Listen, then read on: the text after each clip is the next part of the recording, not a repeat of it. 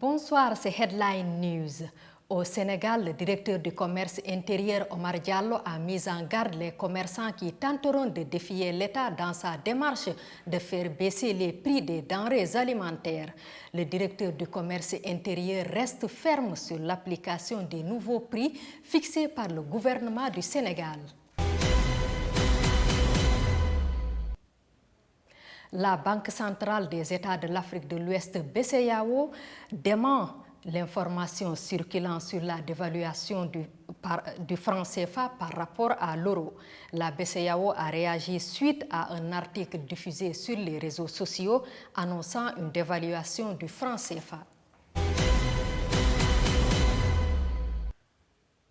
En Guinée, un collectif de 58 partis politiques dénonce les dysfonctionnements de la junte au pouvoir. Ce collectif estime que la junte tarde à accomplir les actions nécessaires pour un retour à un ordre constitutionnel.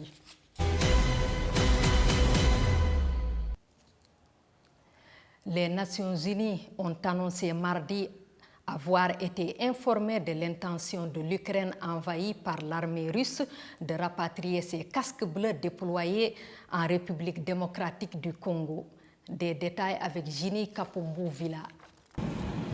Le contingent ukrainien de la MONUSCO, la mission onusienne dans ce pays troublé d'Afrique centrale, compte 250 soldats, principalement dans l'aviation, sur un total d'environ 15 000 militaires pour l'ensemble de la force.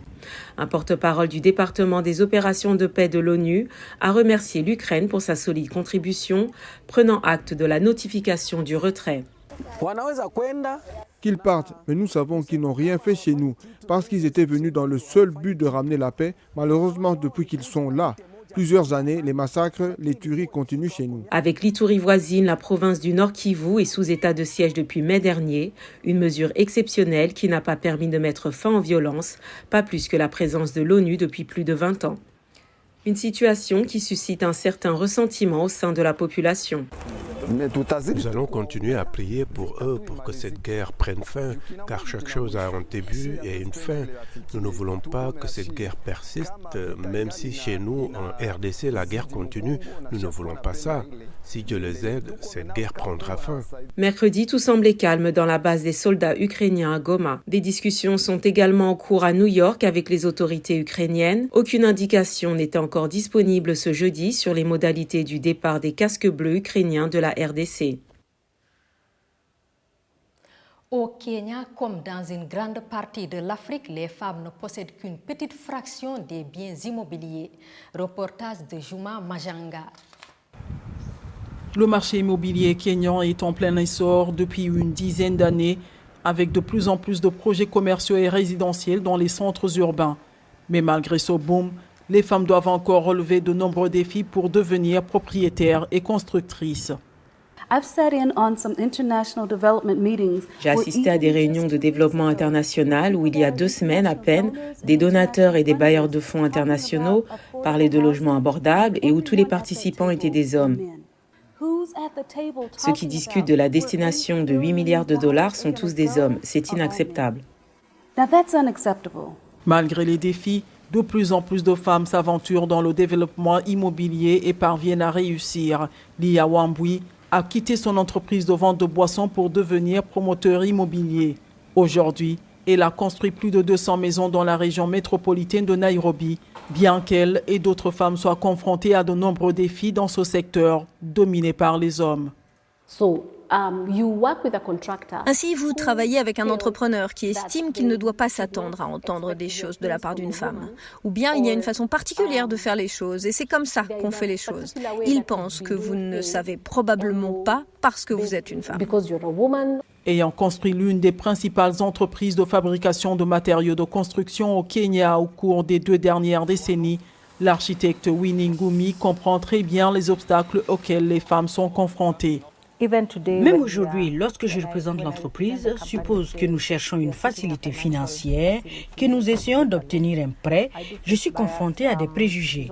C'est presque comme si je devais avoir un homme avec moi dans la même pièce lorsque je négocie des lignes de crédit pour l'entreprise. Une organisation de réseautage appelée Women in Real Estate ou WIRE s'efforce d'aider. Nous avons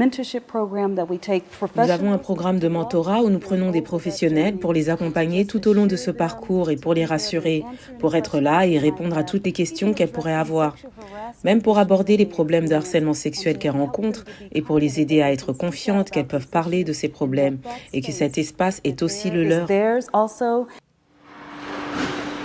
Les experts du secteur disent qu'il faudra du temps pour se défaire des croyances culturelles et traditionnelles profondément ancrées au Kenya et dans toute l'Afrique, qui font qu'il est plus difficile pour les femmes de s'épanouir dans de nombreux secteurs. Mais les défenseurs de la cause des femmes comme Robbie Emerson, Lia Wambui et Winnie Ngumi montrent que le changement est en marche. Les États-Unis ont fait état mardi d'une ligne russe avançant vers Kiev, la capitale ukrainienne. Précision de Claire Morin-Gibourg.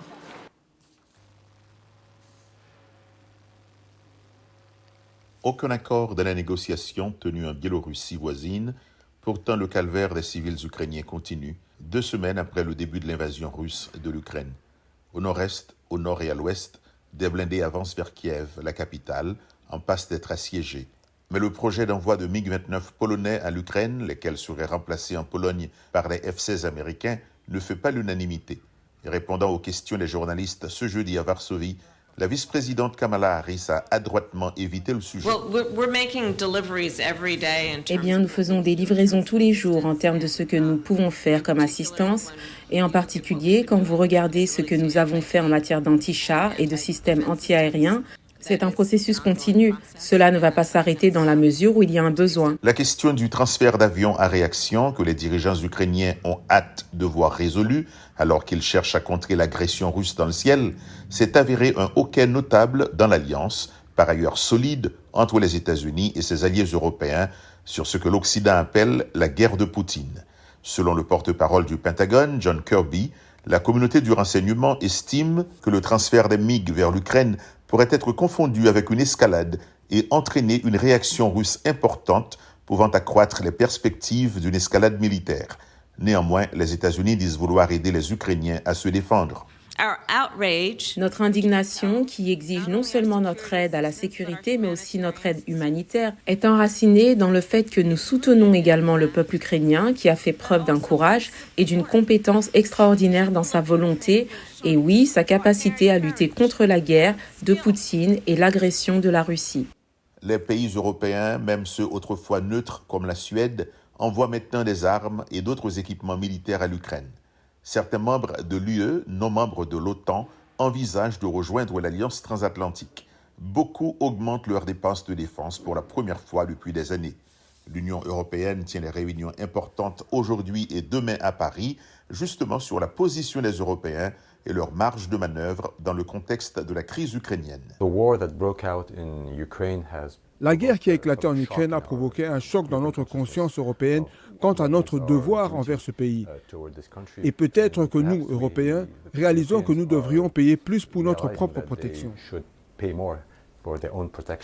Plus de 2 300 000 personnes ont fui l'Ukraine depuis le début de l'invasion, dont plus de la moitié ont été accueillis en Pologne, selon le HCR, le Haut Commissariat des Nations Unies pour les réfugiés. Par ailleurs, la moitié de la population de l'agglomération de Kiev a fui, selon le maire de la capitale, Vitali Klitschko.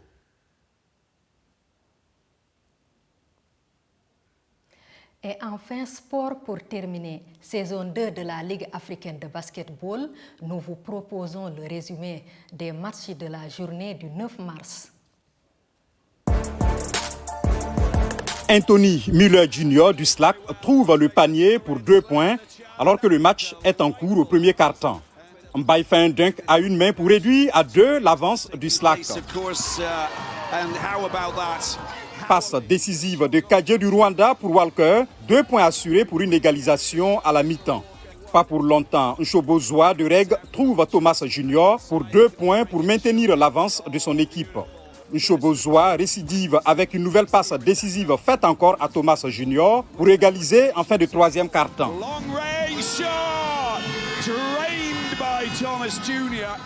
À 3 minutes de la fin du match, Thomas Junior réussit ce shoot à 3 points, portant l'avance du Rwanda à 4. Plus que 16 secondes à jouer, Reg perd le ballon au profit du Slack.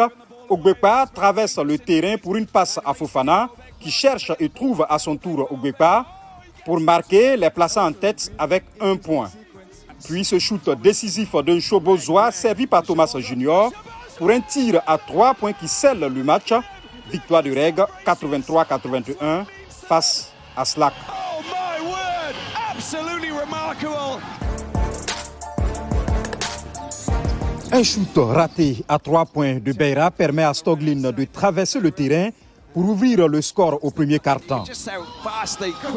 Puis cette passe de Massa à Kourachi qui réussit son tir à 3 points maintient l'avance de l'AS Salé. Kennedy de Beira frappe pour un shoot à 3 points sur l'aile. Après une passe d'Onwassor, l'écart est réduit. Onwassor revient à la charge pour permettre à son équipe de rester à moins de 5 points dans les dernières minutes du premier quart-temps. Von Stoglin frappe une fois de plus. Oh my word! En réponse, cette passe de Kennedy à Onwassor se termine par un dunk, donnant à Beira une brève avance au début du troisième quart-temps. L'infatigable Stoglin inscrit ce lay-up pour garder l'AS Salé dans le tempo.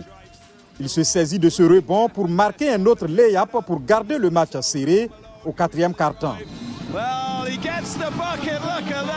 La suite, c'est Boukishou qui tue la rencontre. D'abord sur ce shoot à 3 points réussi avec brio sur une passe de Stoglin. L'AS Salé compte désormais 7 points d'avance vers la fin du dernier quart-temps. Il se remet encore en évidence dans le même exercice et assure à l'AS Salé sa première victoire dans la compétition, 95-84.